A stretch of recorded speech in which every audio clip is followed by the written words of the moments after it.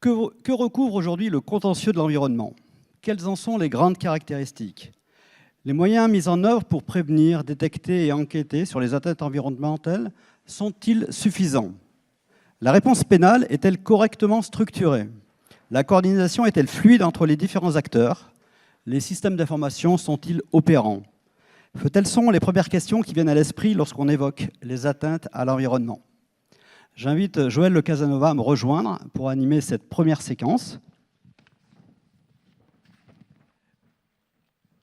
Joël Casanova est magistrate détachée, coordinatrice de formation continue du pôle économique, social et environnemental à l'École nationale de la magistrature.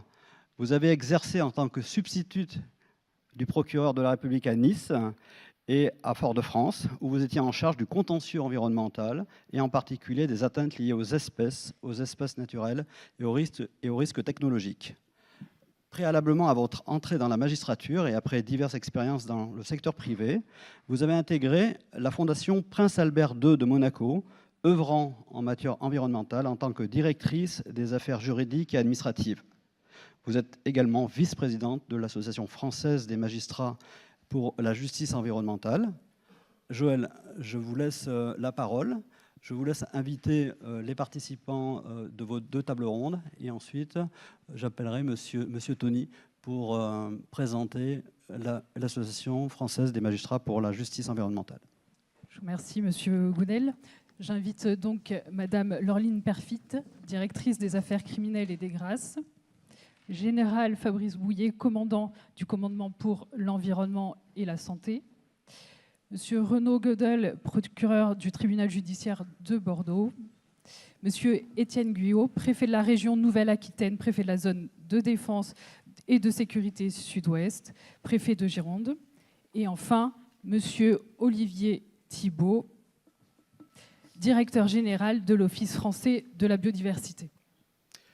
Conscients des risques et des menaces causées par les activités humaines sur l'environnement, certains magistrats se sont rassemblés pour fonder une association afin d'assurer et de promouvoir l'application du droit pour la préservation et l'équilibre des milieux naturels et de l'environnement.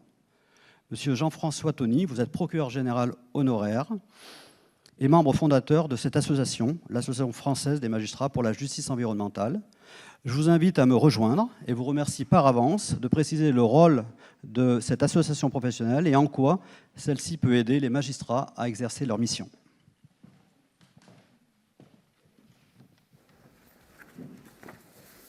Je vous remercie beaucoup. Je précise également que je suis président de l'Institut international de Syracuse pour la justice pénale et les droits de l'homme, même si ce n'est pas en cette qualité que je me présente aujourd'hui, même s'il y a un petit rapport, vous le verrez.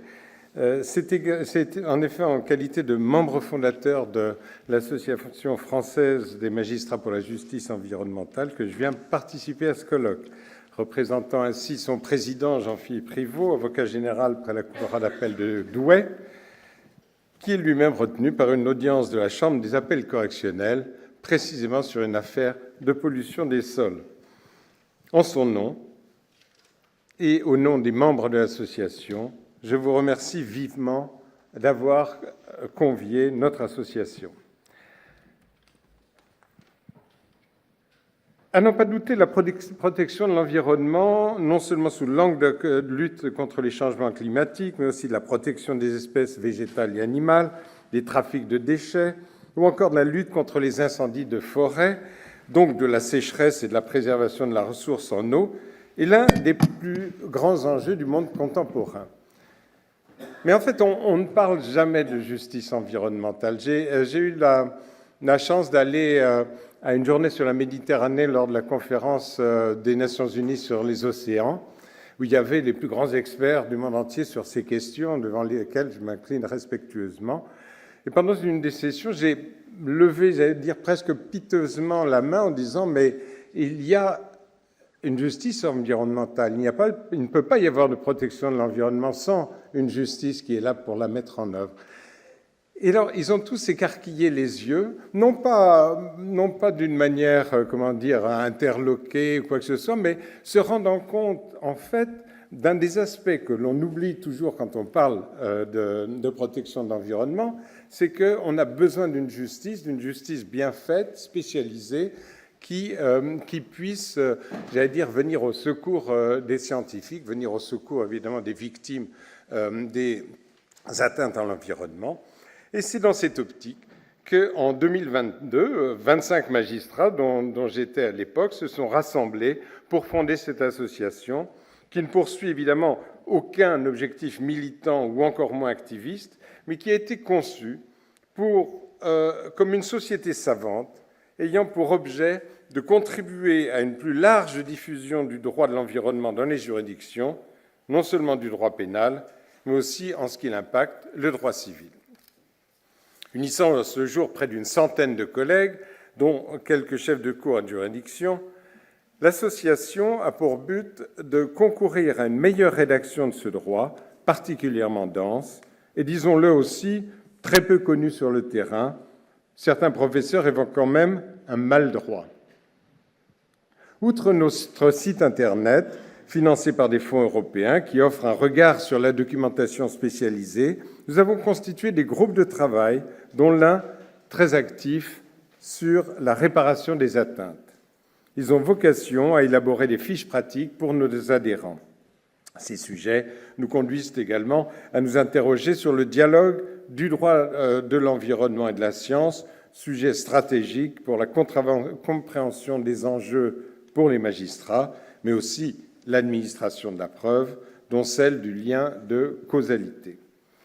Ainsi, la FMJE, qui a engagé des discussions avec le Muséum d'histoire naturelle, va-t-elle bientôt signer des accords de partenariat avec le WWF et l'Union internationale de conservation de la nature? Très présent sur la scène internationale, car partenaire du réseau des procureurs européens pour l'environnement, la FMJE a déjà participé à des échanges en Bolivie, en Colombie, au Maroc, mais encore avec l'ONUDC à Vienne.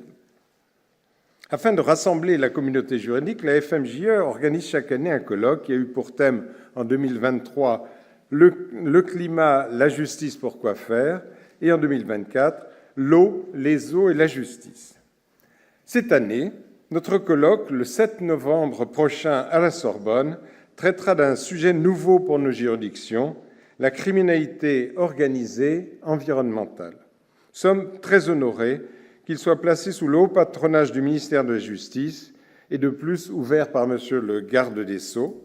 Ce colloque du mois de novembre, qui sera d'ailleurs clôturé par vous-même, Madame la directrice des affaires criminelles, ce dont nous vous remercions, sera ouvert au public et proposé aux magistrats. Je me demandais où il était sur sa chaise. Et proposé aux magistrats dans le cadre de la formation continue nationale. Un programme sera d'ailleurs diffusé dès cette semaine et vous y serez conviés. Cet événement sera aussi l'occasion de signer un accord de partenariat entre la FMJE et l'Institut international de Syracuse, dont je suis le président. En commun, nous avons en effet réfléchi sur un programme très ambitieux mais passionnant de lutte contre la criminalité environnementale dans le bassin méditerranéen. L'idée étant de mettre tous les pays du pourtour méditerranéen autour de la table pour développer ensemble des politiques communes, harmoniser les législations, former les acteurs, bref, un programme multi-actions pour lequel nous sommes actuellement en recherche de financement. La FMJE, soucieuse de développer ses échanges avec l'administration centrale de la justice, est convaincue que ce colloque aujourd'hui n'est qu'une première étape. Je vous remercie pour votre attention.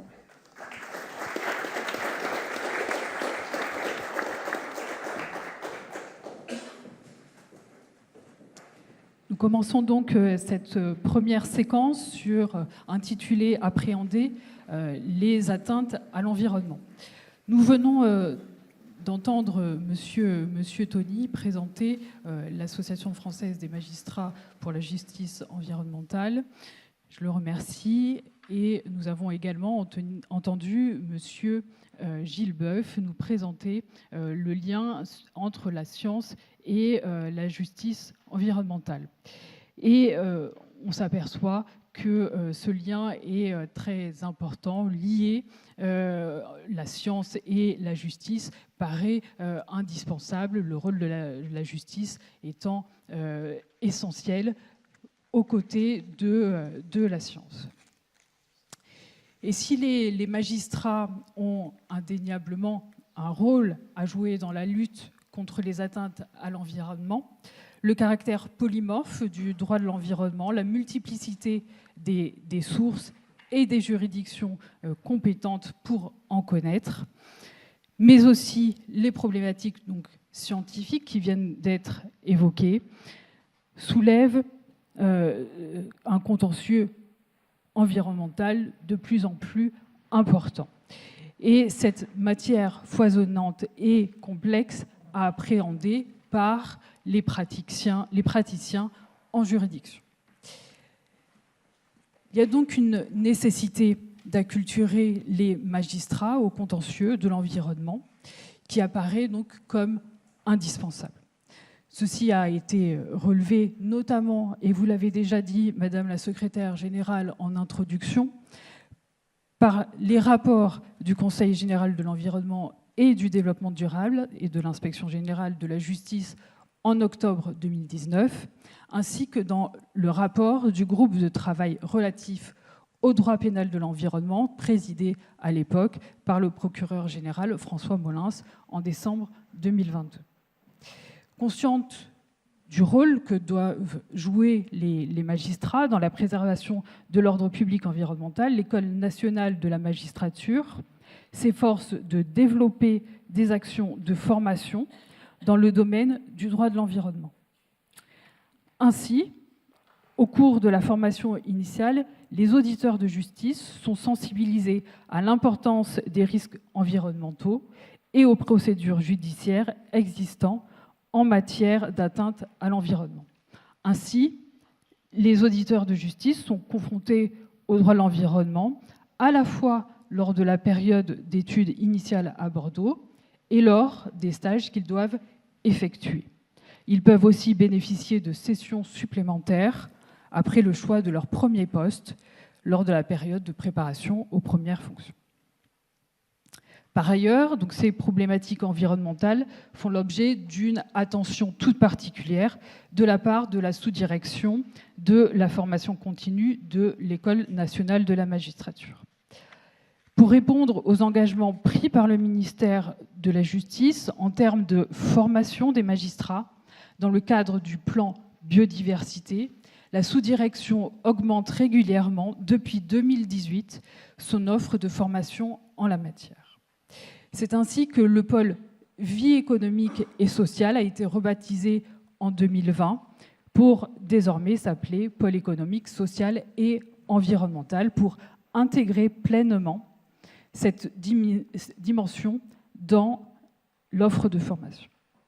L'ENM propose donc des thématiques, des sessions de formation continue, offre aussi des stages individuels et collectifs auprès de partenaires et en région, les magistrats délégués à la formation déconcentrée organisent des actions sur ces thématiques. Ainsi, la formation est de plus en plus nombreuse et on voit qu'elle est composée à plusieurs niveaux. Nous avons des sessions transversales, par exemple l'animal et le droit, même si on n'est pas totalement dans l'environnement pur, mais cette session est proposée, ainsi qu'une session intitulée « Les droits de l'environnement ». Nous avons aussi un partenariat avec la Ligue pour la protection des oiseaux qui s'organise sous la forme d'un MOOC intitulé « Magistrats et biodiversité ». Nous avons des sessions purement pénalistes, dont l'une organisée avec le commandement pour l'environnement et la santé, enquêter sur les atteintes à l'environnement et à la santé publique, donc avec une dimension soit un peu plus environnementale, soit un peu plus sur la santé publique, au choix des candidats.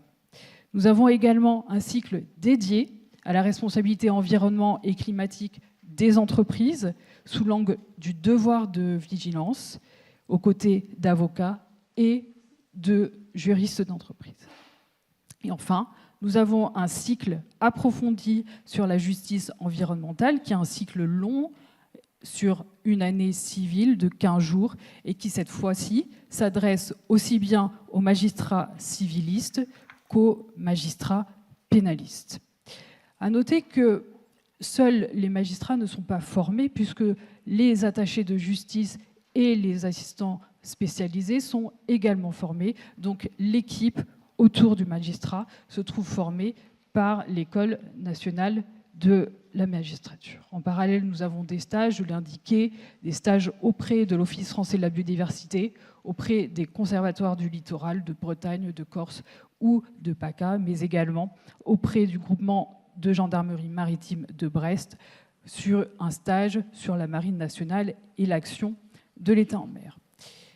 Ces formations continues en matière environnementale ne sont pas les seules, puisque nous n'avons pas que des sessions uniquement ciblées sur l'environnement, mais nous essayons d'ajouter des interventions sur l'environnement dans des sessions qui ne sont pas directement liées à ce domaine. Ainsi, nous avons des interventions lors de sessions sur les poursuites alternatives et simplifiées, par exemple, avec un stage, avec une partie sur le stage en matière d'environnement, et également lors de regroupements GIRS ou des rendez-vous de la criminalité organisée, ainsi que lors du cycle approfondi du numérique, une intervention spécifique sur l'impact environnemental du numérique. Madame la directrice générale, nous en venons donc au sujet de notre première table ronde sur la structuration de la réponse judiciaire et le renforcement des moyens d'enquête. Je viens d'indiquer donc la spécialisation nécessaire des magistrats et de l'équipe autour du magistrat. Cependant, nous n'avons pas encore abordé l'ampleur du phénomène auquel nous devons faire face. Dès lors, pourriez-vous nous dresser un état des lieux des principaux phénomènes délinquantiels observés en France en matière environnementale et générale? À ce sujet, pourriez-vous préciser les atteintes les plus prégnantes et les atteintes qui, selon vous, prendront de l'ampleur dans un futur proche? Et dans une deuxième question, pour adresser à vous deux, quels sont les défis auxquels sont confrontées les autorités œuvrant dans cette lutte?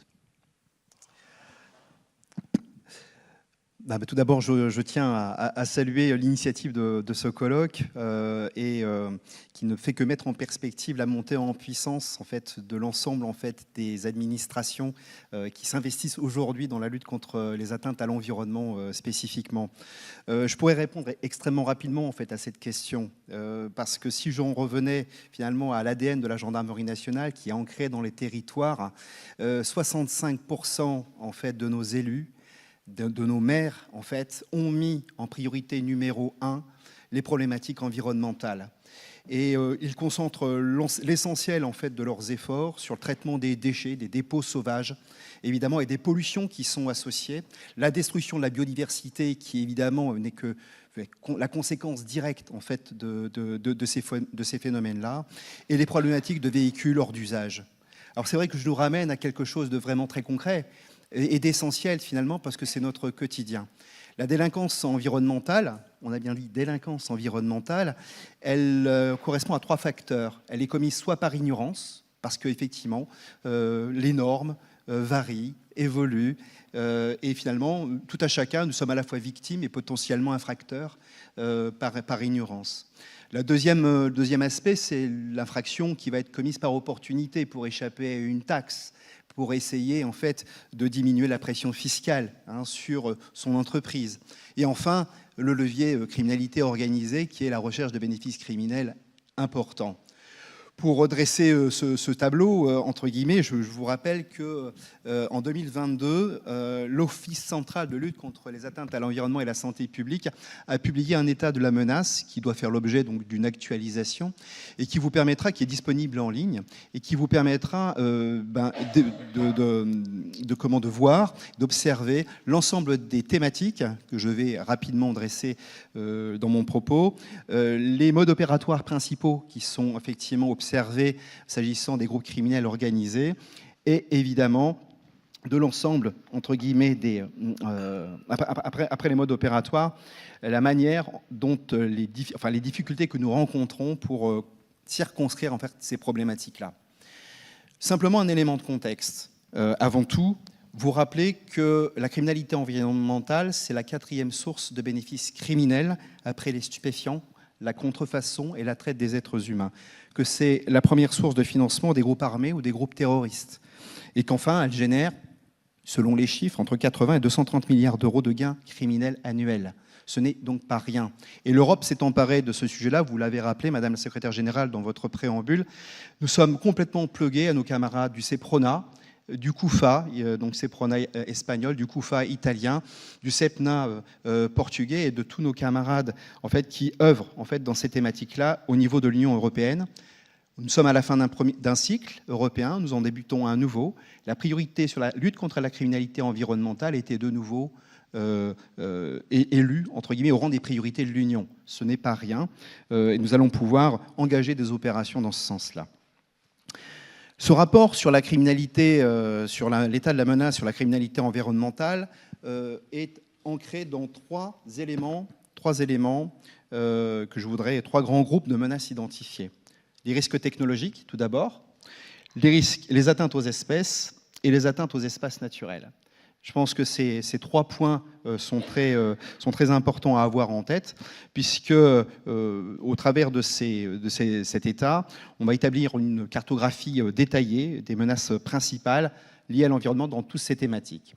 Sur les risques technologiques, et vu le temps qui m'est imparti, je ne ferai que les citer, les installations classées, évidemment, pour l'environnement, qui font l'objet de toute notre attention, avec la DGPR notamment, et les sujets associés, les déchets, 310 millions de tonnes par an de déchets produits en France, 1,7 million de véhicules hors d'usage, dont 500 000 échappent totalement aux filières de retraitement légal, et les pollutions associées de l'air, du sol, de l'eau, vous l'avez précisé tout à l'heure dans votre propos introductif.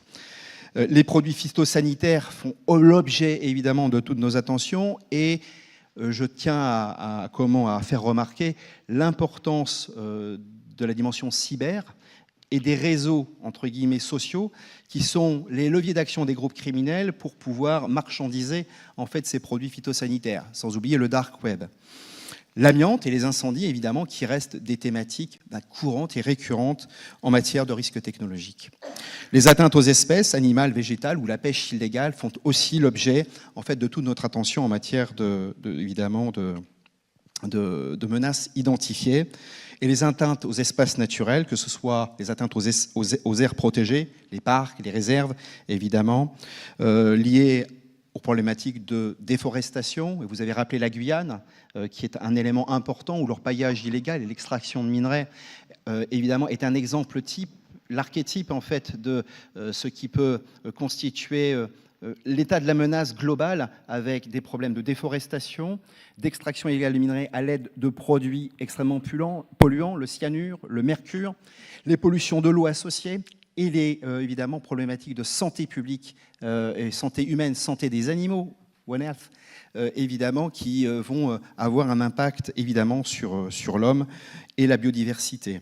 Et les trafics associés de bois, évidemment, et qui vont se retrouver évidemment sur notre territoire. Donc les priorités ciblées par en fait, les forces de l'ordre sont les déchets, évidemment, les trafics de bois et les espèces protégées. En ayant fait ce focus Guyane, je ne crois pas trahir l'action que nous nous engageons. L'OCLAESP, présent dans la salle, pourra démontrer que son portefeuille est composé d'un tiers en fait, de déchets, de dossiers liés aux déchets, d'un tiers d'infractions liées aux espèces animales et végétales, et évidemment un tiers sur les pollutions industrielles. Voilà ce que je pouvais dire sur l'état de la menace. Les défis auxquels, et c'est la deuxième partie de votre question, mais je vais évidemment être très rapide, les défis auxquels sont confrontées les autorités et ce que nous devons potentiellement, entre guillemets, mobiliser ensemble, tout d'abord, c'est couvrir l'ensemble du spectre en fait, de cette délinquance qui va des incivilités, et qui doit passer par une approche globale, en fait, allant de la prévention à la criminalité organisée par une approche extrêmement répressive et offensive.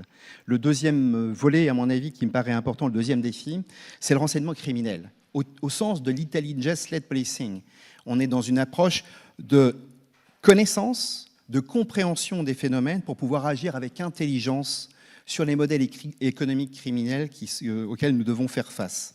Et enfin, le troisième volet, et je pense que c'est le plus important, c'est de développer une stratégie interministérielle où tous les acteurs autour d'une même table sont en mesure, finalement, de développer des solutions qui nous permettent d'agir, nous, acteurs de terrain, et aux magistrats, finalement, de prendre des décisions de justice qui soient réellement en rapport avec la réalité de la criminalité que nous observons.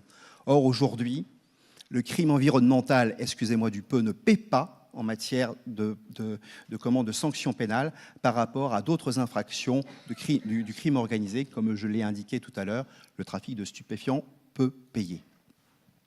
Je vous remercie.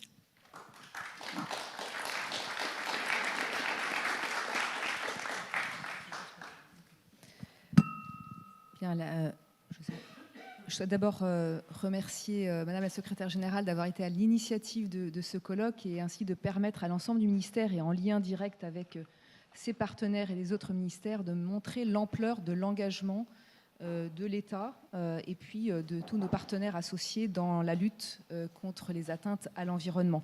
Je suis très heureuse d'intervenir notamment à vos côtés, Général. Le Cézanne est un partenaire reconnu et central avec lequel ma direction porte d'importants projets.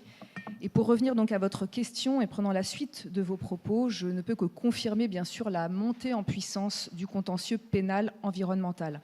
En 2024, plus de 22 000 affaires en matière environnementale ont été traitées par les juridictions. Ces atteintes, on le sait, elles peuvent être la conséquence de comportements individuels isolés, d'activités locales, économiques, comme de grands groupes industriels. Elles varient en fonction de leur localisation géographique, que ce soit en France métropolitaine ou en Outre-mer, et on sait que l'Outre-mer, et vous avez, monsieur le professeur, évoqué un certain nombre de points forts de cette diversité et des spécificités liées à la biodiversité dans les Outre-mer et donc de la nécessité de leur protection. La délinquance environnementale se singularise donc en ce qu'elle est protéiforme et complexe.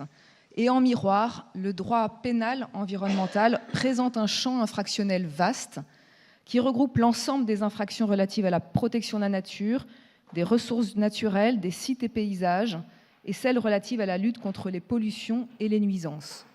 On compte pas moins de 3000 infractions qui permettent d'embrasser l'ensemble des phénomènes criminels existants et qui sont disséminés dans un certain nombre de codes, le code rural, le code minier, le code de l'environnement, bien sûr. Le code de l'environnement qui a vu, par l'effet de la loi du 22 août 2021, l'introduction de l'infraction d'écocide qui vise à réprimer les atteintes environnementales durables et graves. C'est quelques affaires que je vais vous citer qui vous démontreront la variété et le caractère protéiforme de cette délinquance environnementale dans la continuité des actions des forces de sécurité intérieure, en particulier, effectivement, vous l'avez relevé, de la gendarmerie particulièrement investie dans ces matières. D'abord en matière de déchets, qui est effectivement un phénomène très prégnant sur l'ensemble du territoire. On peut bien sûr évoquer le renvoi d'une célèbre société exploitant des bouteilles d'eau minérale devant le tribunal correctionnel du pôle régional environnemental de Nancy pour de très importants enfouissements illicites de déchets plastiques. Je citerai aussi une importante décision récemment rendue par la Cour d'appel de Douai le 29 avril 2025 dans une affaire de trafic de déchets commise en bande organisée entre la France et la Belgique, prononçant des peines ayant atteint jusqu'à 4 ans d'emprisonnement. Donc oui, ce n'est pas très payant, mais ça commence à venir. Et je pense que ce colloque va permettre sans doute de renforcer la sensibilisation de chacun. Alors en matière de pollution maintenant, la problématique des PFAS, je vais essayer de le dire sans les poly- et perfluoroalkylés, qui fait l'objet de préoccupations majeures pour les conséquences sur la santé qu'il pourrait engendrer. Une information judiciaire est actuellement suivie au tribunal judiciaire de Lyon, notamment du chef d'Ecocide, pour des pollutions qui seraient causées par des sites industriels. Enfin, je peux citer l'enquête ouverte en janvier 2024 par le PRE de Bordeaux dans l'affaire des huîtres du bassin d'Arcachon contaminées par des pollutions et qui regroupe de nombreux dépôts de plaintes d'associations et d'ostréiculteurs, mais peut-être que vous en parlerez tout à l'heure. Dans ce panorama, je souhaite attirer l'attention sur l'action des réseaux criminels organisés, parfois internationaux. Ces groupes ont identifié des opportunités lucratives pour un risque judiciaire encore trop réduit, il est vrai. On voit ainsi émerger de plus en plus d'affaires prises en compte par les GIRS, au même titre que les trafics de stupéfiants ou les trafics de tabac. Il s'agit par exemple des trafics de déchets que nous avons déjà abordés, des espèces protégées qui ont été évoquées par les GIRS de Paris, de Marseille ou de Bordeaux ou encore de Lille. Et il faut avoir conscience que pour commettre ces faits, les auteurs n'hésitent pas à recourir, comme pour d'autres matières de la criminalité organisée, à la corruption, à l'instar de ce que nous mettons en évidence dans des affaires de criminalité organisée traditionnelles. On pense à la mise en examen d'un ancien maire du chef de corruption passive dans le cadre d'une information judiciaire suivie à la GIRS de Paris pour des faits de trafic de déchets en bande organisée. Face à ce constat, et c'est la deuxième partie de votre question, quels sont les défis pour l'institution judiciaire? Ils sont de 4 ordres. Je dirais d'abord le défi de la spécialisation. Ce rapide panorama illustre la variété des atteintes et appelle, à mon sens, un véritable plan de formation et de spécialisation que vous avez évoqué, s'agissant de l'École nationale de la magistrature, pour l'ensemble des acteurs, magistrats et équipes autour du magistrat, notamment les assistants spécialisés qui sont dédiés aux sujets environnementaux. Nous avons en deuxième défi le défi de la coordination. Plus que dans d'autres matières, l'action judiciaire en droit pénal environnemental s'inscrit dans un écosystème très interministériel, permettant de mobiliser des prérogatives de différentes natures et des sanctions à la fois administratives et pénales. Le deuxième défi, c'est le défi du renseignement, vous l'avez évoqué, général. J'indiquerai simplement qu'il a fait l'objet d'une importante prise en compte dans la récente loi du 13 juin 2025 visant à sortir la France du piège du narcotrafic, qui a notamment créé le parquet national anti-criminalité organisée. Ce parquet national pourra justement se saisir des atteintes environnementales commises en bande organisée de très grande complexité. Et enfin, le défi de la répression. Il me paraît nécessaire que l'autorité judiciaire fasse le plein usage des dispositifs répressifs mis à sa disposition et renforcés par les textes successifs. L'enjeu est de pouvoir répondre avec célérité et fermeté aux phénomènes les plus graves grâce à la mobilisation de techniques spéciales d'enquête, des saisies pénales et le prononcé de sanctions efficaces. Je vous remercie.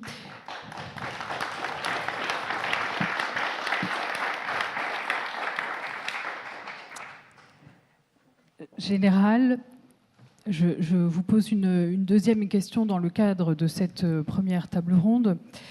Face aux phénomènes et aux défis que vous venez de décrire, pouvez-vous nous expliquer comment la gendarmerie s'est structurée et quels sont les moyens d'action à ce jour et les perspectives pour les enquêtes environnementales au vu de ce que nous venons d'évoquer?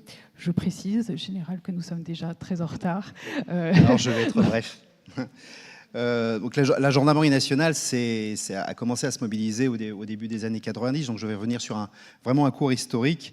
Vous présentez 3 piliers sur lesquels en fait, on s'appuie évidemment pour traiter le contentieux, et je répondrai, je l'espère, à votre dernière question, mais plutôt en matière de besoins, plutôt que pour être très efficace.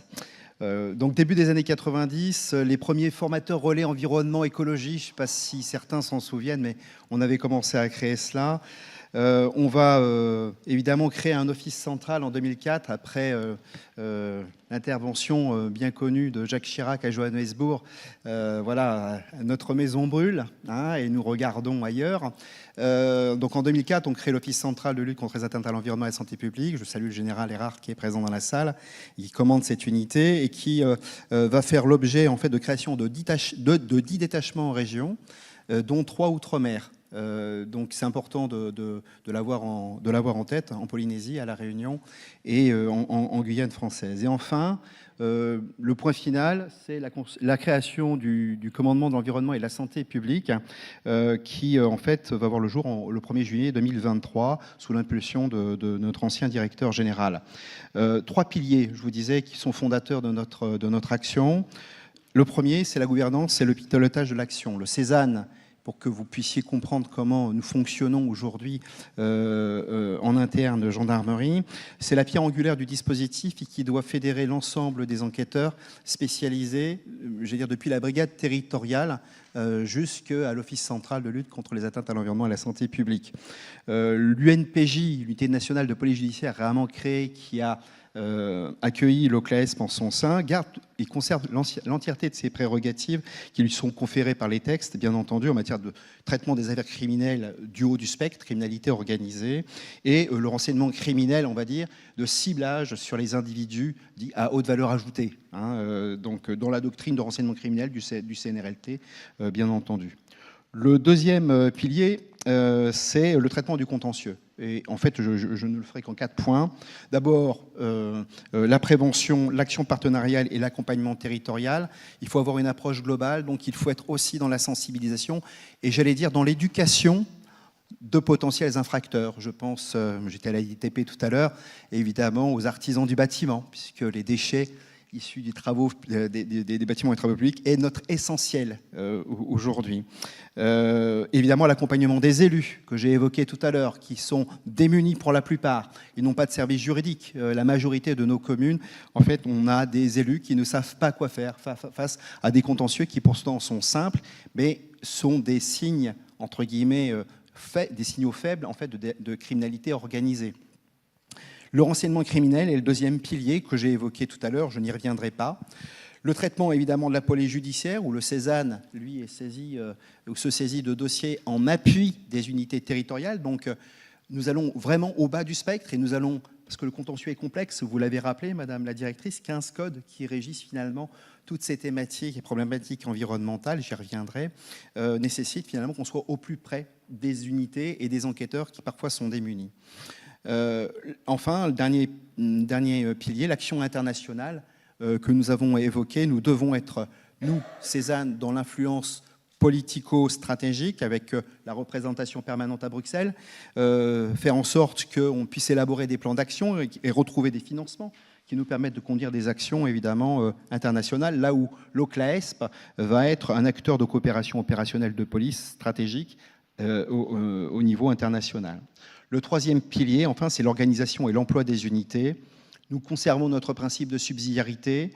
Nous nous appuyons sur des officiers adjoints environnement au niveau régional, au niveau départemental et 4500 enquêteurs spécialisés qui sont dans chaque unité de gendarmerie. La moindre brigade territoriale doit, et c'est notre cible, doit avoir un enquêteur qui a été spécialement formé aux problématiques environnementales.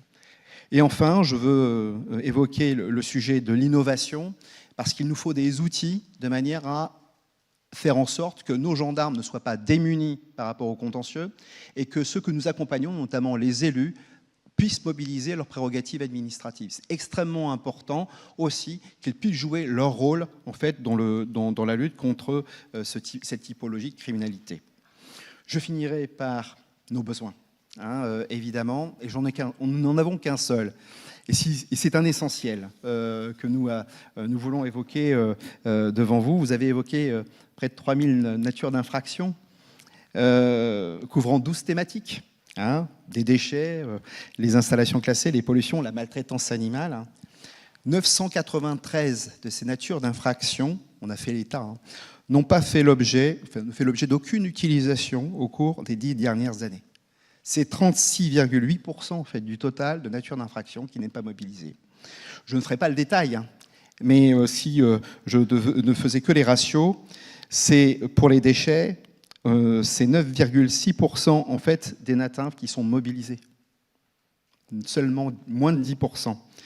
Pour les produits phytosanitaires, 1,6%. Vous voyez le choc, nous avons besoin d'un choc de simplification, de façon à rendre en fait accessible à nos enquêteurs, qui ne sont pas nécessairement des hyper spécialistes de la lutte contre la criminalité environnementale, rendre ce droit effectivement plus accessible. J'aurai des exemples à évoquer évidemment sur quelques incohérences de notre droit. Je n'en citerai qu'un seul. L'abandon d'une épave de véhicule sur la voie publique constitue une contravention de 5e classe, alors que l'abandon d'un véhicule privé, lui, est un délit selon le Code de l'environnement. Donc en fonction du code que l'on va mobiliser, nous n'aurons pas la même typologie d'infraction. On aura exactement les mêmes incohérences sur l'abandon illicite de déchets. En fonction de l'endroit où il est déposé ou de la nature de ce déchet, il va être tantôt puni d'un quantum de peine de 4 ans d'emprisonnement et de 150 000 € d'amende, ou de 2 ans d'emprisonnement et de 75 000 € d'amende, ou encore de 3 ans et de 150 000 € d'amende. Nous avons besoin d'un choc de simplification. Je vous remercie, Général.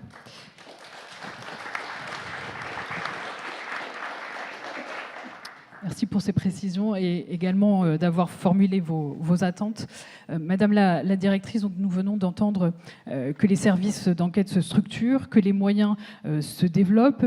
Qu'en est-il de la réponse judiciaire face à la diversité des atteintes que vous avez mentionnées auparavant? Comment est structurée la réponse pénale et sur quel principe repose cette réponse pénale? Et pourriez-vous nous développer quels sont les leviers des politiques pénales mises en œuvre par votre direction afin de parvenir à une réponse pénale appropriée, mais également rechercher la réparation des dommages environnementaux? Oui, alors structurer la réponse pénale, ça fait partie des grands sujets, des grands objectifs de ma direction. En matière environnementale, les 2 lois du 24 décembre 2020 et du 22 août 2021 ont eu pour ambition d'abord de diversifier les réponses pénales applicables et d'autre part de raffermir l'arsenal répressif. Je dirais que pour répondre à cette question, il y a 3 axes principaux qui sont mobilisés. D'abord, une architecture judiciaire complète qui repose sur la spécialité des acteurs. Deuxièmement, une réponse judiciaire adaptée qui recherche la remise en état des milieux atteints. Et troisième point, l'articulation des actions de lutte contre les atteintes à l'environnement. Alors assez rapidement, parce que le temps est imparti mais est contraint. Sur l'architecture judiciaire, il y a un mouvement de spécialisation depuis en réalité la création des juridictions du littoral spécialisées en les Julis en 2002, qui a précédé les pôles santé publique et environnement de PSPE de 2003, et enfin les GIRS qui participent à cette spécialisation de la lutte contre les atteintes à l'environnement à partir de 2004.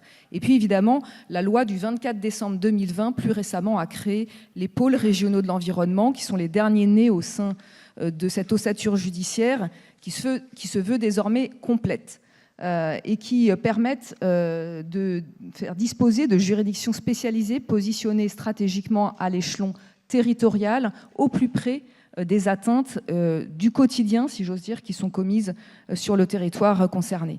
L'objectif est donc d'avoir une réponse pénale adaptée en fonction de la gravité et de la structuration des atteintes à l'environnement. Deuxième point, le renforcement de la répression par des réponses pénales qui soient fermes mais qui soient adaptées. Comme en toute matière d'ailleurs, on cherche à diversifier les réponses pénales en fonction de la gravité des atteintes et de la personnalité des auteurs. Ça fait partie, bien sûr, des enjeux des magistrats dans leur office. La politique pénale qui est portée, pour être efficace, elle doit être lisible, elle doit être visible et dissuasive. Et c'est en poursuivant ces objectifs que, parallèlement à la création des pôles régionaux environnementaux, un nouvel outil de réponse pénale a été créé par la loi du 24 décembre 2020. Je veux indiquer qu'il s'agit de la Convention judiciaire d'intérêt public environnemental qui instaure un dispositif transactionnel en cas d'atteinte grave à l'environnement commise par des personnes morales. Cette CJPE permet non seulement le prononcé d'amendes adaptées, parfois importantes, mais surtout, ou en plus, la réparation du préjudice écologique dans le cadre d'un programme de mise en conformité. Il s'agit donc d'un outil innovant qui monte en puissance désormais avec 37 CJPE qui ont été validés par les juridictions à ce jour et qui participent d'une réponse pénale efficace et adaptée en fonction des atteintes à l'environnement. Et à titre d'exemple, le tribunal judiciaire d'Épinal, c'est un tribunal qui comporte un PRE, a validé une amende de 2 millions d'euros dans une affaire avec l'obligation de réparer le préjudice écologique associé. On voit que les juridictions s'emparent de ce dispositif qui est particulièrement efficace. Parallèlement, évidemment, il est question de mettre en place, dans le cadre souvent des alternatives aux poursuites, des réponses pénales qui soient pédagogiques pour favoriser une compréhension des atteintes et de leurs conséquences, avec, là encore, le souci d'une remise en état des sites qui ont été dégradés. À ce titre, ma direction a lancé, depuis le début de l'année 2025, en lien avec le Cézanne, un groupe de travail interministériel sur le sujet de la remise en état en matière pénale environnementale. Il fait suite à certaines difficultés d'application qui avaient été observées et remontées par les juridictions sur notamment la valeur juridique de cet outil et qui vise à favoriser le prononcé de cette mesure dans les meilleures conditions possibles. Troisième point enfin, les besoins de coordination entre les différentes autorités intervenant en matière environnementale. J'en parlais tout à l'heure, la coordination entre les différents ministères, la nécessaire réflexion qui doit être à l'œuvre entre les autorités judiciaires, les autorités administratives, pour cibler les meilleures entraves et sanctions possibles, ont donné lieu à des dispositifs tels le COLDEN, le Comité opérationnel de lutte contre la délinquance environnementale, qui est présidé par le procureur en lien et en articulation avec les missions interservices de l'eau et de la nature présidées par les préfets. Ces travaux ont abouti à l'instauration du décret, à la publication du décret du 13 septembre 2023, accompagné d'une instruction du gouvernement du 16 septembre 2023, et les COLDEN doivent désormais permettre au procureur d'abord d'identifier en lien avec l'autorité administrative les problématiques locales devant faire l'objet d'une attention particulière et deuxièmement de déterminer en conséquence si les atteintes environnementales en question devaient recevoir en priorité une réponse administrative ou judiciaire. C'est cette coordination que j'évoquais tout à l'heure et qui est essentielle. Les premières remontées des rapports annuels du ministère public montrent toute l'importance de ce dispositif qui a été particulièrement bien éprouvé et surtout investi par les différents parquets qui ont désormais la charge de le faire vivre en lien, encore une fois, avec l'autorité préfectorale. Merci Madame la directrice. Cela fait une transition parfaite vers la deuxième table ronde de cette première séquence, puisque cette deuxième table ronde porte sur la coordination opérationnelle, coordination qui est indispensable. Monsieur le procureur, monsieur le préfet, monsieur le directeur général, le besoin de coordination est indispensable et c'est pourquoi je vous demande de bien vouloir nous expliquer, nous indiquer comment s'articule cette coordination d'un point de vue structurel et organisationnel au regard des rôles de chacun d'entre vous. Monsieur le directeur général. Merci. Alors, je suis ravi, moi aussi, d'être là. Je suis forcément intimidé de parler en premier des trois parce que j'ai un préfet et un procureur qui pilotent mes services au niveau local, donc il faut que je fasse attention à la manière dont je le dis. Et je vais essayer de vous montrer comment on travaille au niveau national et après comment ça s'incarne au niveau local et surtout pourquoi on a diablement besoin de travailler ensemble si on veut y arriver. Le premier mot, j'ai envie de vous parler un tout petit peu de vocabulaire et d'enjeux. Parce que quand on constate une infraction, nos inspecteurs environnement, ils voient des NATINF. Après, même si on prête que 10%, mais ils voient des NATINF. Et donc, destruction d'espèces protégées, remblaiements de zones humides, etc., etc. Mais si on n'est pas capable de faire un tout petit peu de zoom arrière et de regarder les enjeux derrière, on n'arrive pas à avoir la réponse proportionnée que Madame la directrice appelle de ses voeux. Et donc, l'enjeu derrière, sans paraphraser bien moins bien que Gilles Boeuf ce qu'il a dit tout à l'heure, mais c'est de l'eau potable. Vous avez conscience, vous avez pris un exemple qui d'ailleurs a été instruit, Madame la médiatrice, par des agents de l'OFB. On a perdu un quart de nos captages d'eau potable en moins de 40 ans. Un quart. Aujourd'hui, on a 33 000 captages, on en a fermé 12 500.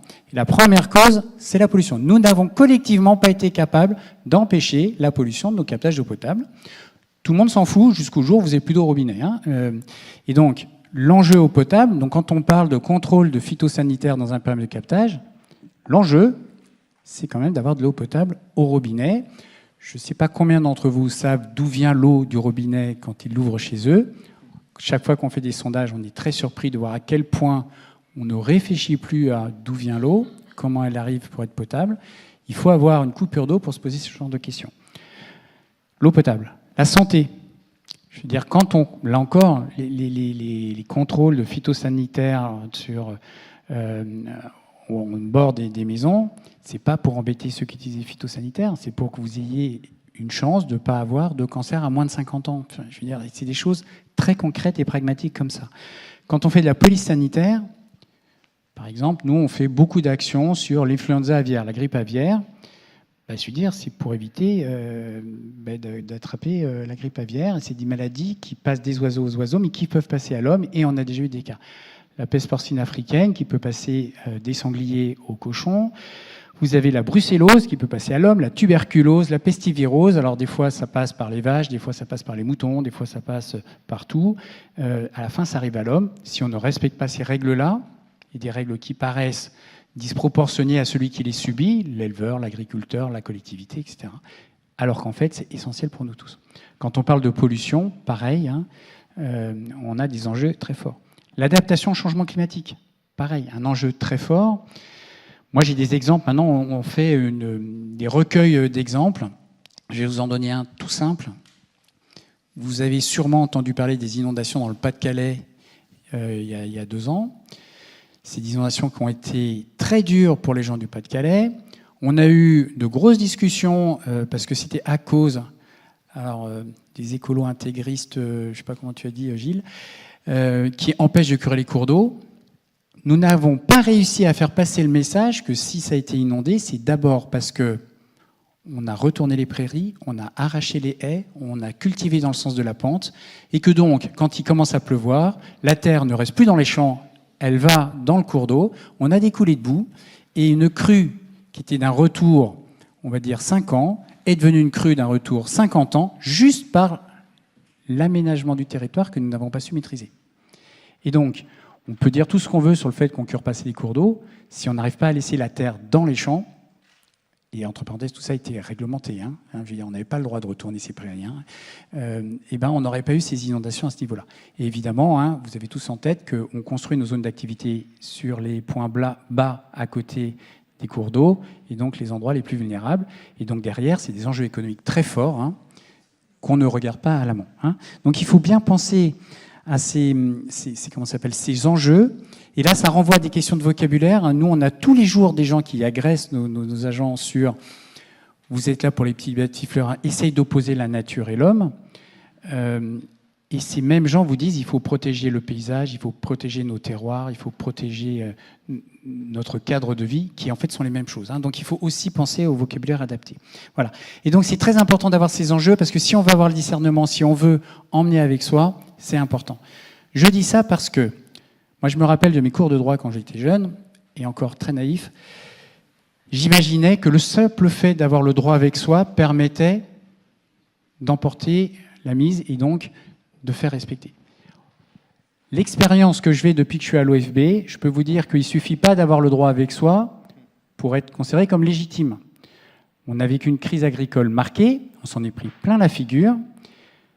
Et pourquoi ?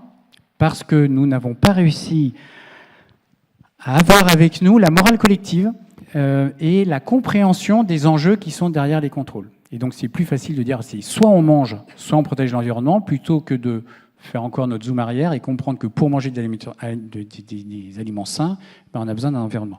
Et derrière, quand on parle du droit de l'environnement, et pour moi c'est quelque chose sur lequel on parle beaucoup en ce moment, c'est un droit en devenir. c'est un droit qui n'est pas encore rentré complètement dans la morale collective. Un exemple tout simple. Si vous avez une femme qui se fait agresser dans la rue, je pense qu'il viendrait à personne de dire « Ah non, mais ça, c'est pas grave. Hein. » Je veux dire, et on doit dénoncer ce genre de délit immédiatement. Par contre, quand quelqu'un voit un délit environnemental, s'il le dénonce, c'est lui qui se fait agresser en disant « Mais qu'est-ce que c'est que ça d'aller dénoncer des gens qui essayent de travailler ?» Et ça, je vous assure, je le vis tous les jours. Et avec la crise agricole, on l'a parfaitement vu, avec des gens qui considèrent qu'il n'y a pas assez de contrôle pour les autres et trop pour soi. Au passage, dans la crise agricole, donc c'est vraiment été un moment difficile pour nous, avec beaucoup d'attaques personnelles sur nos agents qui essayaient juste d'appliquer le droit. Et derrière, quand on regarde, 2/3 des dénonciations qu'on avait venaient des agriculteurs voisins, des agriculteurs dénoncés. Donc c'est juste pour vous montrer comment on raisonne différemment avec ce qui se passe à côté de chez soi et ce qui se passe chez soi. Bon, et donc tout ça, c'est pour dire que on doit travailler collectivement sur cette morale collective pour intégrer le droit de l'environnement dans notre compréhension globale. Et pour ça, il faut la comprendre, et donc il faut parler des enjeux. Et ça, pour nous, c'est très important. Et le contrôle, c'est ce qui garantit l'état de droit à la fin. Je veux dire, à partir du moment, à l'OFB, on ne fait pas de droit, on ne fait pas de réglementation. La réglementation, elle est faite par le niveau national, le législateur, les préfets pour des autorisations diverses avec des prescriptions. Nous, on est là pour le contrôler, et puis après, le procureur, quand il y a des infractions, décide de ce qui se fait derrière.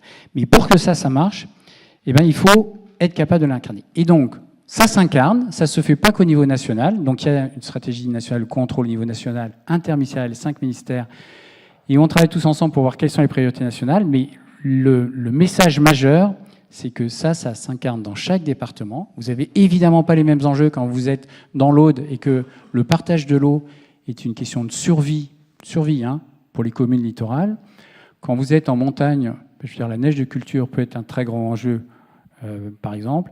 Quand vous êtes dans la Beauce, je veux dire, vous avez besoin de partage de l'eau pour les cultures. Vous avez d'autres endroits où c'est des sujets sanitaires. Et donc, pour nous, si on veut y arriver à mettre en œuvre ce droit de l'environnement, ça doit être organisé administrativement sous l'égide de Monsieur le Préfet, qui va organiser la MISEN, la Mission Interservice de l'eau et de la nature, qui va nous donner la règle du jeu, qui va nous hiérarchiser ces enjeux, qui va pouvoir communiquer sur cette politique de contrôle et qui, derrière, va nous donner la légitimité locale pour pouvoir contrôler. Quand je dis on, les inspecteurs de l'OFB, mais ceux de l'OCLAESP, des DREAL, des DPP, de tous les services qui font de la police de l'environnement.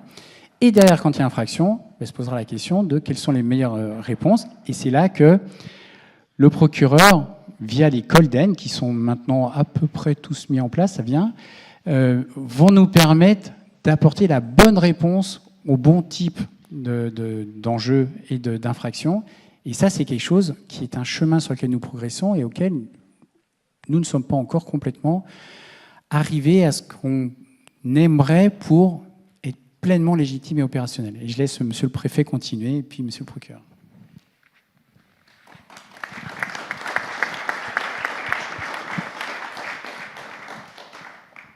Merci beaucoup. Je voudrais saluer Madame la Secrétaire Générale et vous remercier de m'avoir convié, très, très flatté d'être convié à la Chancellerie. Saluer naturellement Monsieur le Procureur de la République de Bordeaux. On se voit beaucoup, on s'est vu au moins 3 fois dans la semaine et on se voit même à Paris. Et puis naturellement Olivier Thibault et l'ensemble des intervenants. Puis un petit clin d'œil à Gilles Boeuf, parce que de mon ancienne région d'Occitanie à la Nouvelle-Aquitaine, vous rayonnez partout, mon cher Gilles, vous êtes partout. Vraiment un sujet passionnant parce que c'est un sujet de politique publique fondamentale. On est aux franges, on est sur la planification écologique avec la décarbonation, la protection de la biodiversité et de l'environnement. C'est un sujet fondamental. Olivier Thibault a évoqué les sujets de santé. On voit bien qu'aussi les récentes décisions qui ont été prises par par le Parlement, par exemple sur le zéro artificialisation nette, le ZAN, qui est si compliqué à mettre en œuvre, on est vraiment là aussi dans les logiques politiques de l'environnement. Et donc, on a cette double mission que nous exerçons en matière de police administrative, police judiciaire. Et la clé du succès, je pense, pour que l'on ait vraiment une justice environnementale sous tous les angles, c'est une très très grande coordination. Alors, Olivier Thibault a évoqué les organisations. La Misonne, effectivement, c'est le préfet de département qui est à la manœuvre et qui réunit l'ensemble des services. Ça va de la DREAL en passant l'OFB, la DRAF, la direction départementale des territoires, les forces de sécurité intérieure, la direction départementale de la protection des populations. Donc on est vraiment sur une logique très interservice. Et puis le Colden, monsieur le procureur en parlera de façon plus savante que moi. On a quand même une évolution qui est intéressante parce que les Misennes, vous savez, elles ont été créées en 1993. Donc ça fait maintenant plus de 30 ans. Plus de 30 ans, au départ, c'était vraiment sur l'eau. Et puis ça s'est transformé, on est sur la nature en 2013. Et puis la délinquance environnementale montant en puissance, les Colden sont venus compléter l'architecture institutionnelle qui a été créée en 2023 pour apporter davantage de moyens. Et la coordination, si je prends l'exemple de la Gironde, elle repose d'abord sur un protocole d'accord qui a été signé par un de mes prédécesseurs en 2010 avec les parquets de Libourne et de Bordeaux, avec à l'époque le directeur de l'Office national de la chasse et de la faune sauvage, qui n'existe plus, et puis l'ONEMA, vous savez, la protection des milieux aquatiques. Et ce protocole, c'est toujours la pierre angulaire de notre action coordonnée, en prévoyant les modalités de contrôle administratif et judiciaire, de leur rapportage, et puis de la saisine des différents interlocuteurs. Ce protocole, on l'a révisé en 2024 pour y intégrer de nouveaux acteurs, par exemple le Conservatoire du littoral. Et quand on regarde la région de Nouvelle-Aquitaine, c'est quand même 720 km de côte. Donc ça a du sens, avec l'actualisation, avec la création de l'OFB, et un fonctionnement cadré et coordonné en termes d'action quotidienne. Misennes et Colden, elles permettent cette coordination. Et je vais vous donner un exemple très concret. On s'est aperçu dans le département de la Gironde qu'il y avait une problématique liée à l'impact dans les cours d'eau de rejet d'effluents vinicoles. C'est le département le plus vinicole et le plus viticole de France. Ça a été identifié par la Misenne. Et avec l'objectif d'apporter une réponse concertée, associant les forces de sécurité, c'est lors d'un Colden opérationnel spécifique que des opérations ont été pilotées et coordonnées, mais elles ont été préparées aussi en amont, en mobilisant les directions dont je vous parlais, la DDPP, la DRAF, l'OFB, la gendarmerie, la DDTM, sous l'égide des parquets. Et qu'est-ce que ça a donné comme résultat? Sur la base d'une centaine de contrôles opérés chaque année dans ce grand département, il y avait en moyenne une quinzaine d'infractions par an. Depuis 2020, on est tombé, et en 2024, on a relevé une infraction pour un même nombre de contrôles. Ce qui veut dire que ça marche. Et ça marche parce que c'est très coordonné, c'est efficace. Cette coordination, on l'a rappelé, elle a été renforcée avec l'instruction du gouvernement en 2023 en matière de politique de l'eau et de la nature, et elle a imposé au département d'aller plus loin en réunissant les deux instances, Misennes et Colden, avec un objectif, dresser un état des lieux des atteintes à l'environnement, un bilan des suites apporté aux procédures administratives et judiciaires, valider le plan de contrôle interservices, définir des axes prioritaires dans les actions de lutte contre les atteintes à l'environnement. Il y a des différences d'intensité. Je ne sais pas s'il faut parler de péché véniel et de péché mortel, mais on voit bien qu'il y a une gradation et que c'est important de pouvoir en tenir compte. Et puis communiquer. Communiquer, c'est essentiel. La communication, c'est le nerf de la guerre de toute politique publique. Mais dans ce secteur, qui est un secteur encore assez récent, c'est essentiel d'occuper le terrain. Et donc, on a eu une première réunion de cette instance commune le 8 avril 2024. C'était avec votre prédécesseur, monsieur le procureur, et qui a conduit aussi à la signature d'un protocole entre les différents acteurs pour renforcer la lutte contre les atteintes à l'environnement. Et nous avons communiqué, on a communiqué au mois de mai, on a peaufiné le protocole, on a fait une communication assez importante qui a été reprise.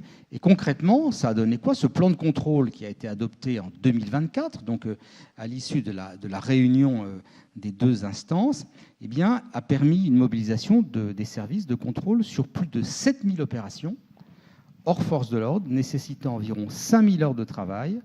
Près de la moitié, 46% exactement des contrôles ont révélé une non-conformité, et parmi celles-ci, près de 40% ont connu des suites administratives ou judiciaires, le reste relevant pour l'essentiel de rappel à loi ou de pédagogie. Donc on voit bien, là aussi, il y a une capacité d'abord à se mobiliser massivement quand on prend connaissance des chiffres, et puis à distinguer la nature des réponses. Alors, est-ce que l'on a attendu toute cette construction pour agir? Pas forcément. Moi, je voudrais juste évoquer le fait qu'on a la transaction pénale qui a été réintroduite en matière de police de l'eau par la loi sur l'eau et les milieux aquatiques en 2006. Donc, c'était plus ancien. Cette procédure, elle permet à l'autorité administrative de proposer un règlement rapide d'un litige à l'autorité judiciaire. Donc l'idée, c'est l'efficacité, choisir le bon outil et être dans une logique de service rendu les uns par rapport aux autres. Et par exemple, en Gironde, depuis 2007, on a eu 109 dossiers de transactions pénales qui ont permis de soulager les services judiciaires. Et sur l'ensemble des propositions, seuls 17 n'ont pu aboutir, principalement d'ailleurs du fait de l'opposition du mis en cause, mais donc, à contrario, on a quand même abouti sur un nombre de procédures qui avoisine les 90, ce qui n'est pas si mal au regard du chiffre que je viens de vous donner. Voilà, je ne vais pas être plus long parce qu'on va ensuite parler plus tard un peu nous allons faire un tandem. Je ne dis pas qu'on va faire un numéro de claquette, mais on va faire un duo, en tout cas avec monsieur le procureur, comme on le fait à Bordeaux. Mais auparavant, je vous passe la parole, monsieur le procureur.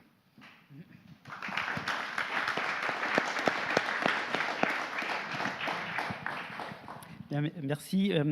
Simplement, voilà, je prends directement le relais en indiquant qu'effectivement, vous l'avez indiqué, monsieur le préfet, la coordination s'agissant de la planification des opérations, elle existe déjà depuis fort longtemps, puisque vous le rappeliez, ça fait déjà maintenant plus de 30 ans en réalité qu'elle est mise en œuvre, et avec, j'ai envie de dire, quelque chose qui sans doute était naturel parce qu'en réalité, c'est l'exercice quotidien, je crois, du préfet, qui est celui de coordonner l'action de ses administrations. S'agissant de l'autorité administrative, je pense que cette logique est apparue beaucoup plus récemment, puisqu'en réalité, c'est uniquement à la fin des années 2010 qu'on a commencé à réfléchir sur cette question de la coordination et de la place de l'autorité judiciaire dans cette coordination. Pour ce qui me concerne, moi, en réalité, je m'en suis rendu compte précisément donc, en 2017-2018, à l'époque où j'étais procureur à Fort-de-France, donc en Martinique, qui est un autre territoire qu'on n'a pas cité, mais un territoire où les enjeux environnementaux sont absolument colossaux, et en particulier, par exemple, tout à l'heure, monsieur le directeur, vous preniez l'exemple de la question des captages d'eau. Il faut quand même savoir que la Martinique, comme la Guadeloupe, sont des territoires où l'eau ne manque pas, mais où l'eau ne manque à un seul endroit, c'est effectivement au robinet, parce qu'un certain nombre et un nombre très conséquent de captages ont dû être fermés à la suite de diverses pollutions, et en particulier à la suite de la pollution due à l'usage intensif du chlordécone. Moi, en l'occurrence, donc lorsque j'étais en Martinique, il y a eu deux actions qui m'ont fait prendre conscience de cette nécessité de la coordination. La première, et je les cite parce que c'est vraiment, je crois que ça, j'espère en tout cas, ça traduit vraiment ce besoin et la place de l'autorité judiciaire dans cette coordination. Le premier exemple, c'est lorsque j'ai mon adjointe qui était chargée de la lutte contre les atteintes à l'environnement, qui est venue me voir pour m'évoquer une situation dans laquelle elle a pu m'indiquer qu'une situation assez classique, malheureusement, qui était une situation où il y avait par une société une construction donc d'un bâtiment sur la mangrove. Donc mangrove qui est une zone environnementale particulièrement sensible, et où elle m'a indiqué qu'en l'espace de plusieurs mois, elle avait reçu 3 procès-verbaux s'agissant de cette situation, et tout simplement 3 procès-verbaux dressés par 3 administrations différentes, parce qu'il y avait trois infractions, l'une en matière de, trois infractions, l'une au code de l'urbanisme, l'autre au code de l'environnement, et puis enfin une infraction s'agissant de l'occupation illicite du domaine maritime. Et je lui ai dit, bon, ok, très bien, mais elle me dit, cela dit, ça aurait pu quand même poser une difficulté, parce que si ce n'était pas moi qui avais traité les trois procédures, on aurait pu avoir trois magistrats différents qui auraient traité la même situation et qui auraient pu prendre des décisions qui n'auraient pas pu se conjuguer de la même façon. J'ai dit, oui, effectivement, fort bien, c'est vrai qu'il faudrait peut-être indiquer aux administrations d'indiquer lorsqu'elles agissent sur une même situation, de l'indiquer. Elle dit, ben oui, et c'est précisément ce dont je me suis rendu compte, et donc j'ai contacté les administrations, mais les administrations elles-mêmes, en réalité, n'étaient pas au courant de ce que l'administration d'à côté avait verbalisé s'agissant de cette même situation. Et quelques mois plus tard, donc sur un sujet qui n'avait strictement rien à voir, mais je reçois un coup de fil du préfet donc de la Martinique qui m'indique, est-il bien exact, monsieur le procureur, que vous avez engagé des poursuites s'agissant donc d'une distillerie parce qu'elle a elle a réalisé des rejets d'effluence dans un cours d'eau et par conséquent, donc évidemment, ça constitue une infraction parce qu'il y a eu des dommages environnementaux non négligeables et par conséquent, vous auriez engagé des poursuites. Oui, tout à fait, effectivement, c'est tout à fait exact. Et très bien. Je vous signale simplement que moi, je découvre cette situation et que j'avais sur mon bureau, je m'apprêtais à signer un accord en mobilisant en particulier donc, des fonds européens permettant à cette société de pouvoir, qui était une société qui se trouvait être en grande difficulté financière et donc pour lequel donc, les services préfectoraux avaient travaillé depuis déjà plusieurs mois pour pouvoir justement permettre à cette unité de pouvoir survivre et de pouvoir en réalité donc créer de nouveaux investissements. Et je dis, bon, ok, très bien, mais la seule difficulté, c'est que moi, j'ignorais totalement que l'outil productif n'était pas en conformité avec les exigences environnementales et que, en l'occurrence, donc, le projet qui m'a été présenté ne prend absolument pas en compte cette dimension. Et donc, bien naturellement, eh bien, je ne vais pas pouvoir donc, signer ce fameux protocole.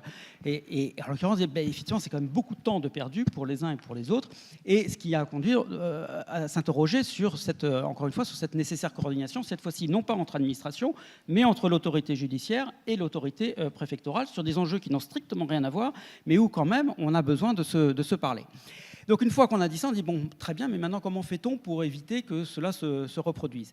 Et c'est à ce moment-là que nous nous sommes rendus compte un peu conjointement de ce que finalement cette problématique de coordination en matière environnementale, elle avait beaucoup de traits communs avec la problématique que nous rencontrons déjà depuis de nombreuses années s'agissant de la lutte contre les fraudes.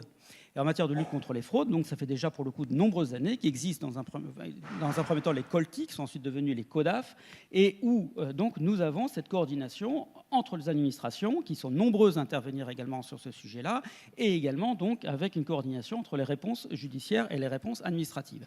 Et c'est dans ces conditions que nous avons créé le Colden en février 2019, Colden avec exactement la même architecture que les CODAF, c'est-à-dire un Colden plénier sous l'égide du préfet et du procureur de la République, qui fait le bilan des actions qui ont été entreprises, qui ensuite dresse les priorités qui doivent être celles de la période à venir. Et puis ensuite, donc les Colden opérationnels, qui, quant à eux, étaient chargés de la mise en œuvre concrètement, et donc cela pour le coup sous l'égide des seuls procureurs de la République, et donc pour ensuite mener cette coordination s'agissant des infractions qui ont pu être relevées. Donc cela a évidemment été remonté à la chancellerie, et la chancellerie qui n'a pu que se rendre compte de ce que, en l'occurrence, je vous ai livré l'exemple de la Martinique, mais il y avait également d'autres exemples ailleurs sur le territoire, avec des appellations diverses et variées, Colae, Copolène et quelques autres. Et ce qui voulait bien dire qu'en réalité, c'était un sujet qui n'était absolument pas propre à la Martinique, mais qui se retrouvait également ailleurs, de sorte que donc, la DACG, dans un premier temps, et puis ensuite en lien avec les autres ministères concernés, le ministère de l'Intérieur et le ministère de la Transition écologique, ont repris le sujet pour modéliser cette question-là, et pour ensuite donc mettre en œuvre cette structure qui a été tout à l'heure donc évoquée. Alors j'étais très flatté parce que c'est le terme de Colden qui a été retenu au niveau national, mais en revanche avec une structure qui n'est pas tout à fait la même et qui prend beaucoup plus en compte la Misaine telle qu'elle existait. Il faut bien reconnaître qu'en Martinique, on ne s'était pas trop posé la question et que très concrètement, en réalité, la Misaine avait été un peu intégrée, absorbée par le Colden plénier. Là, en l'occurrence, donc, le dispositif que nous devons mettre en œuvre dans les territoires, c'est ce nouveau dispositif qui intègre beaucoup plus la Misaine sous l'égide du préfet. Le Colden, qui en réalité est l'équivalent de ce que nous appelions le Colden opérationnel en Martinique, et puis l'instance qui chapeaute le tout, qui n'est plus une instance, mais qui est devenue une réunion conjointe de la Misaine et du Colden. Alors, très concrètement, sur le territoire, moi aussi, je ne vais pas reprendre parce qu'effectivement, les exemples sont tout à fait similaires. Et c'est vrai que je trouve que l'exemple que vous avez pris, alors que moi, j'ai découvert en arrivant, parce que je suis arrivé en février de cette année à Bordeaux, est tout à fait parlant et montre bien qu'effectivement, le Colden, ça fonctionne et ça fonctionne plutôt bien sur le territoire. Sur la réunion conjointe, je n'ai pas encore eu l'occasion, nous n'avons pas encore eu l'occasion, on devra le faire très prochainement, mais nous ne l'avons pas encore réalisé à Bordeaux. En revanche, j'ai pu le mettre en place ailleurs, en Loire-Atlantique, où je me trouvais auparavant, donc à Nantes. Et tout à l'heure, Madame la Secrétaire Générale, vous nous avez invité à réfléchir sur le dispositif tel qu'il existe aujourd'hui. Moi, alors, sur cette instance, qui est encore une instance très récente, pour laquelle on n'a pas encore beaucoup de retours, je trouve que autant le Colden, ça marche bien, autant la réunion conjointe, je trouve que c'était un peu plus compliqué. Bon, premièrement, parce que en termes de visibilité, en termes de lisibilité, c'est pas évident, déjà pour nous, de bien comprendre Misaine d'un côté, Colden de l'autre, réunion conjointe, qui fait quoi. C'est pas si simple que cela. Et d'ailleurs, c'est pris en compte par l'instruction gouvernementale du 16 septembre, qui indique effectivement, c'est vrai que ça va pas être simple, parce qu'il va falloir réunir à peu près les mêmes intervenants dans le cadre de plusieurs instances, mais on a trouvé la solution et on vous propose de réunir, plutôt que de les réunir sur plusieurs jours, de réunir sur une même journée la Misaine dans un premier temps, puis ensuite la réunion conjointe. Donc moi, en bon élève que je suis, c'est ce que j'ai fait à Nantes, avec un résultat que je trouve un peu mitigé. Parce que ce que nous avons fait, donc nous avons dans un premier temps réuni la Misaine, donc sous l'égide du préfet, le procureur n'étant pas coprésident, donc encore une fois, de cette instance. Et au cours de la Misaine, donc, des différentes administrations ont pu évoquer le bilan qui était le leur, ont pu indiquer également quels étaient leurs objectifs. Et en définitive, le préfet, après avoir rappelé que les parquets avaient été associés aux travaux, pour reprendre l'expression qui figure dans le décret, a donc pris son plan de contrôle pour l'année à venir. Et puis ensuite, on a changé les casquettes et on a dit maintenant on passe à la réunion conjointe. Très bien. Réunion conjointe, cette fois-ci, je deviens coprésident de cette réunion conjointe. Et on dit, bon, que fait-on? Alors, on repasse la parole aux différentes administrations, sauf que les différentes administrations nous indiquent, bah oui, mais ça y est, on a déjà à peu près indiqué tout ce que nous devions indiquer. Et ensuite, donc, on passe la parole au procureur. Et moi, je tenais absolument à pouvoir faire le bilan des actions judiciaires, de rendre compte de l'action qui avait pu être la nôtre de manière judiciaire. Et encore une fois, je trouve que c'est tout à fait primordial. Sauf que, au fur et à mesure que je parlais, je me rendais compte de ce que, en réalité, tous les exemples et tous les cas, en réalité, c'était tant mieux, déjà été évoqué par les différentes administrations auparavant, et que finalement, après, je me disais, mais même symboliquement, quel est le sens, alors qu'on vient d'adopter le plan, de dire, finalement, maintenant, je vous rends compte de l'activité judiciaire, comme si, finalement, on n'avait pas besoin de rendre compte de l'activité judiciaire pour définir le nouveau plan. Donc, voilà, ce sont des détails, mais encore une fois, je trouve que ce n'est pas complètement évident à articuler sur le terrain. Et pour ma part, je ne cache pas que je trouve que le Colden plénier avait avait symboliquement plus de sens. Et c'est d'autant plus vrai qu'ensuite, on assigne à cette réunion conjointe le rôle de communiquer. Et c'est figure en toutes lettres dans le décret, pour les raisons qui ont déjà été évoquées tout à l'heure. C'est vrai que cette communication, elle est absolument essentielle. Mais je ne vous cache pas que autant c'était facile de mobiliser sur la création d'une nouvelle instance, qui est une instance le Colden, point. C'est plus facile de communiquer là-dessus que de communiquer vis-à-vis des médias sur une réunion conjointe de la Misaine et du Colden.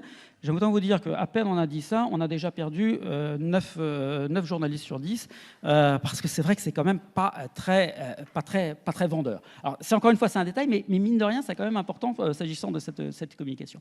Et puis, dernier point, alors là, c'est juste une observation, mais le décret tel qu'il existe ne nous l'interdit aucunement, mais je reprends ce qui a déjà été indiqué, c'est-à-dire sur la place de l'élu. C'est vrai qu'on n'en parle pas beaucoup dans ce décret, mais moi, je crois que cette place de l'élu, il est absolument fondamentale au sein, y compris de la réunion conjointe. Moi, je trouve que c'est très important parce qu'il faut absolument qu'on les associe à ces travaux-là. Les maires, en particulier, ont beaucoup de choses à nous dire en matière de lutte contre l'environnement. Vous l'avez rappelé tout à l'heure, sur des sujets très concrets, sur les sujets de la lutte contre les dépôts sauvages. C'est vrai que ça les mobilise énormément. La lutte contre ce qu'on appelait en Martinique les VHU, les véhicules hors d'usage. Ce sont des sujets très concrets, mais qui sont peut-être sans doute une porte d'entrée pour les sensibiliser à cette question-là, et ensuite pour les associer à cette lutte contre les atteintes à l'environnement. Et encore une fois, je crois que c'est vraiment absolument essentiel qu'on puisse le faire si on veut pouvoir réussir et si on veut pouvoir réussir l'exercice de communication. Je vous remercie, messieurs.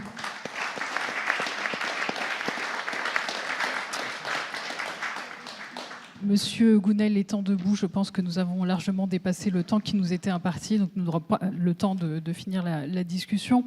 Madame la secrétaire générale, je vous remercie d'avoir pris l'initiative de ce colloque qui nous a permis, comme on l'a vu, de prendre la mesure des différentes voies pour appréhender les atteintes à l'environnement. Madame la directrice, messieurs, je vous remercie pour vos propos clairs et passionnants. On voudrait continuer la discussion, mais on empiéterait bien trop sur la deuxième séquence. Je vous remercie.